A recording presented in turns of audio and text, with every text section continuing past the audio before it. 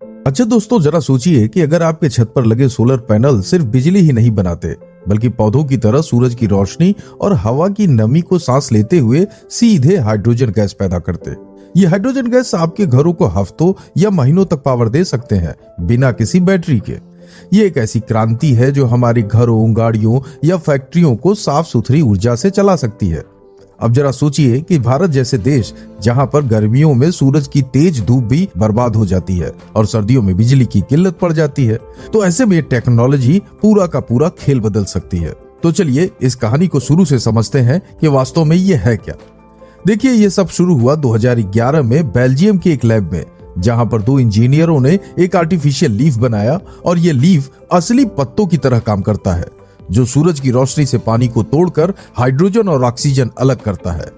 वैसे पौधे तो फोटोसिंथेसिस से ये करते हैं, लेकिन यहाँ सब कुछ आर्टिफिशियल होता है, यानी कोई बाहरी पानी की जरूरत नहीं, बस हवा की नमी ही काफी है। अब देखिए, इस टीम ने सैकड़ों डिजाइनों पर टेस्ट किए, क्योंकि हवा से नमी निकालना इतना आसान नहीं है, खासतौर पर सूखे इलाकों में। इसके लिए उन्होंने सस्ते कैटलिस्ट इस्तेमाल किए, वो भी बिना कीमती मेटल्स के, और आखिरकार इसे पेटेंट भी करा लिया। और इसके बाद फिर कहानी शुरू होती है तब जब इन्होंने इसे एक स्टार्टअप में बदल दिया, जो अब इस टेक्नोलॉजी को एक रियल वर्ल्ड में ला रहा है। सोचिए, एक छोटी सी लैब से निकला ये आइडिया अब पूरी दुनिया बदल सकता है। चलिए अब ये भी समझ लेते हैं कि भैया ये काम कैसे करता है।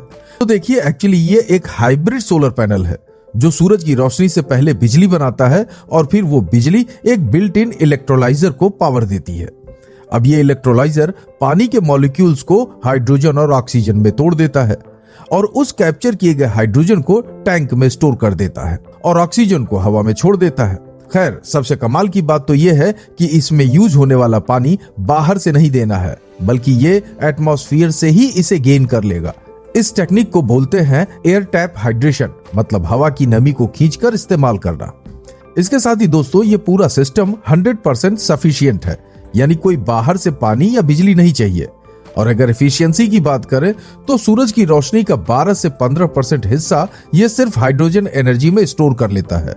और सबसे दिलचस्प बात यह है कि इनकी टेक्निक और इनकी डिजाइनिंग ऐसी है कि सोलर पैनल और इलेक्ट्रोलाइजर दोनों एक साथ इंटीग्रेटेड है, जहां पर सोलर पैनल 20% एफिशिएंसी देता है और इलेक्ट्रोलाइजर 70%।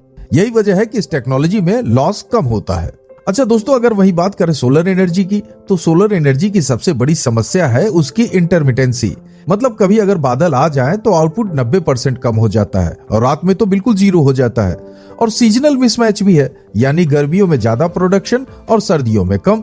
हाँ, ये बात जरूर है कि सोलर एनर्जी में यूज होने वाली बैटरियां शॉर्ट टर्म स्टोरेज के लिए अच्छी है, मतलब जल्दी चार्ज हो जाती हैं, डिस्चार्ज हो जाती हैं, हजारों साइकिल चलती है। लेकिन अगर लॉन्ग टर्म में महीनों के स्टोरेज की बात करें तो वो महंगी पड़ती है। और इसी सिचुएशन में हाइड्रोजन यहाँ फिट बैठता है, क्योंकि ये मॉलिक्यूल्स के रूप में स्टोर होता है, टैंकों में महीनों सालों तक बिना लॉस के बना रह सकता है। इसकी एनर्जी डेंसिटी भी हाई होती है, मतलब कि एक 50 लीटर का सिलेंडर हाई प्रेशर में 5 से 10 किलोवाट तक होल्ड कर सकता है और इसकी कीमत भी सस्ती पड़ती है। हाँ, ये बात जरूर है कि इसकी राउंड ट्रिप एफिशिएंसी 40 से 50% है, यानी कि सोलर एनर्जी में यूज होने वाली बैटरियों से थोड़ा कम। लेकिन लॉन्ग टर्म में अगर देखें तो ये लॉन्ग टर्म के लिए परफेक्ट है, फायदेमंद है। मतलब अगर इसे संक्षेप में समझें तो आप इसे एक सीजनल एनर्जी बैंक कह सकते हैं, जो गर्मियों में एनर्जी को स्टोर करेगा, जिसे आप सर्दियों में यूज कर सकते हैं। देखिए, कंपनी यहाँ क्लेम करती है कि एक पैनल रोज 250 लीटर हाइड्रोजन बनाता है। खासतौर पर एक औसत घर में साल भर में 3000 किलोवाट यूज होता है। तो ऐसे में इसका एक पैनल टोटल एनर्जी कंजप्शन का 7% तक कवर करता है, यानी 5 पैनल काफी हद तक संभाल लेंगे। ये ट्रेडिशनल हाइड्रोजन मेथड से 4 गुना सस्ता भी है और एनर्जी इंडिपेंडेंस भी देता है। अब सोचिए कि भारत जैसे देश में, जहां पर क्लाइमेट में बहुत ज्यादा वेरिएशन देखा जा सकता है, उन सब जगहों को ये अच्छी तरह से यूज कर सकता है। और सबसे बड़ी बात, ये इन्वायरमेंट फ्रेंडली भी है।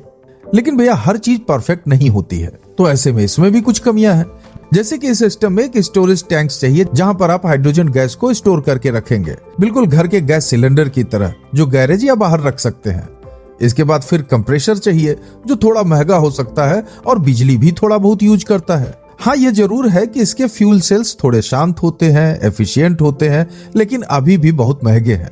अगर आप चाहें तो वैकल्पिक रूप में इसकी जगह पर हाइड्रोजन फर्नेस यूज कर सकते हैं, जो सस्ते भी हैं लेकिन उसकी जगह पर कम एफिशिएंट है।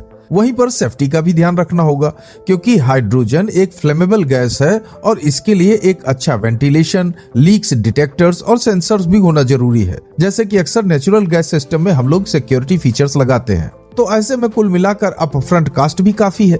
लेकिन जैसे सोलर और बैटरियों के दाम गिरे हैं, वैसे भी यहाँ भी स्केलिंग से दाम हो सकता है गिर जाए। यानी कि अगर बड़े स्तर पर मैन्युफैक्चरिंग होने लगेगी और इसकी डिमांड बढ़ेगी तो स्केलिंग भी बढ़ेगा और इसके दाम भी गिर सकते हैं।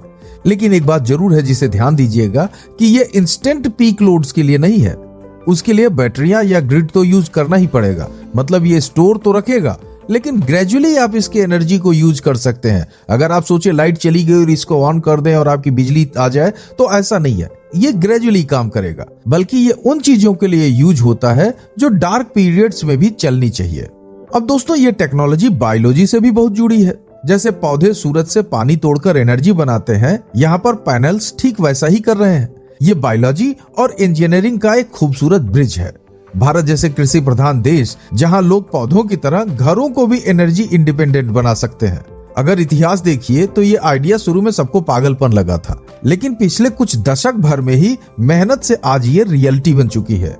वैसे आप इस टेक्नोलॉजी को लेकर क्या सोच रहे हैं? प्लीज अपनी राय हमें कमेंट बॉक्स में जरूर दें। और अगर ये वीडियो अच्छा लगा हो तो प्लीज लाइक, शेयर, सब्सक्राइब और हाइप करना तो बिल्कुल न भूलें।